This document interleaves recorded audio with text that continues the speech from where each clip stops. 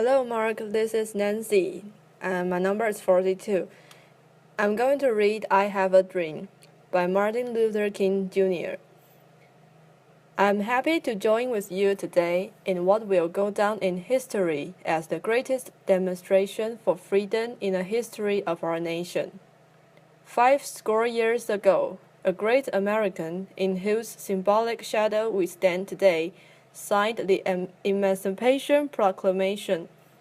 This momentous decree came as a great beacon light of hope to millions of Negro slaves who had been seared in the flames of withering injustice.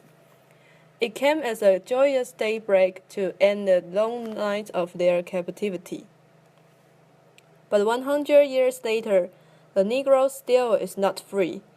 100 years later, the life of the Negro is still sadly crippled by the manacles of segregation and the chains of discrimination. 100 years later, the Negro lives on a lonely island of poverty in the midst of a vast ocean of material prosperity.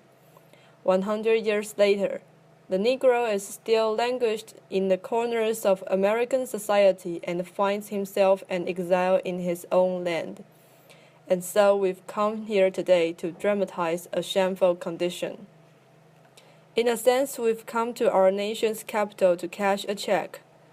When the architects of our republic wrote the magnificent words of the Constitution and the Declaration of Independence, they were signing a promissory note to which every American was to fall heir. This note was a promise that all men, yes, black men as well as white men, would be guaranteed the unalienable rights of life, liberty, and the pursuit of happiness. It is obvious today that America has defaulted on this promissory note, insofar as her citizens of color are concerned. Instead of honoring this sacred obligation, America has given the Negro people a bad check, a check which has come back marked insufficient funds. But we refuse to believe that the Bank of Justice is bankrupt. We refuse to believe that there are insufficient funds in the great vaults of opportunity of this nation. And so, we've come to cash this check, a check that will give us, upon demand, the riches of freedom and the security of justice. We have also come to this hallowed spot to remind America of the fierce urgency of now. This is no time to engage in the luxury of cooling off or to take the tranquilizing drug of gradualism. Now is the time to make real the promises of democracy. Now is the time to rise from the dark and desolate valley of segregation to the sunlight path of racial justice. Now is the time to lift our nation from the quicksand of racial injustice to the solid rock of brotherhood. Now is the time to make justice a reality for all of God's children. It would be fatal for the nation to overlook the urgency of the moment. This sweltering summer of the Negro's legitimate discontent will not pass until there is an invigorating autumn of freedom and equality. 1963 is not an end, but a beginning. And those who hope that the Negro needed to blow off steam and will now be content will have a rude awakening if the nation returns to business as usual. And there will be neither rest nor tranquility in America until the Negro is granted his citizenship rights. The whirlwinds of revolt will continue to shake the foundations of our nation until the bright day of justice emerges. But there is something that I must say to my people, who stand on the warm threshold which leads into the palace of justice. In the progress of gaining our rightful place, we must not be guilty of wrongful deeds. Let us not seek to satisfy our thirst for freedom by drinking from a cup of bitterness and hatred. We must forever conduct our struggle on a high plane of dignity and discipline. We must not allow our creative protest to degenerate into physical violence. Again and again, we must rise to the majestic heights of meeting physical force with soul force. The marvelous new militancy which has engulfed the Negro community must not lead us to a distrust of all white people, for many of our white brothers, as evidenced by their presence here today, have come to realize that their destiny is tied up with our destiny, and they have come to realize that their freedom is inextricably bound to our freedom. We cannot walk alone, and as we walk, we must make the pledge that we shall always march ahead. We cannot turn back. There are those who are asking the devotees of civil rights, when will you be satisfied? We can never be satisfied as long as the Negro is the victim of the unspeakable horrors of police brutality. We can never be satisfied as long as our bodies, heavy with the fatigue of travel, cannot gain lodging in the motels of the highways and the hotels of the cities. We cannot be satisfied as long as a Negro's basic mobility is from a smaller ghetto to a larger one. We can never be satisfied as long as our children are stripped of their selfhood and robbed of their dignity by signs stating, "For whites only." We cannot be satisfied as long as a Negro in Mississippi cannot vote and a Negro in New York believes he has nothing for which to vote. No, we are not satisfied, and we will not be satisfied until justice rolls down like waters and righteousness like a mighty stream.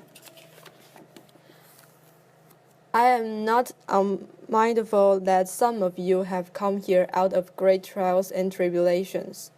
Some of you have come fresh from narrow jail cells, and some of you have come from areas where your quest for freedom left you battered by the storms of persecution and staggered by the winds of police brutality. You have been the veterans of creative suffering. Continue to work with the faith that unearned suffering is redemptive. Go back to Mississippi. Go back to Alabama. Go back to South Carolina. Go back to Georgia. Go back to Louisiana. Go back to the stumps and gallows of our northern cities, knowing that somehow this situation can and will be changed. Let us not wallow in the valley of despair. I say to you today, my friends. And so even though we face the difficulties of today and tomorrow, I still have a dream. It is a dream deeply rooted in the American dream. I have a dream that one day this nation will rise up and live out the true meaning of its creed. We hold this truth to be self-evident, that all men are created equal. I have a dream that one day on the red hills of Georgia, the sons of former slaves and the sons of former slave owners will be able to sit down together at the table of brotherhood.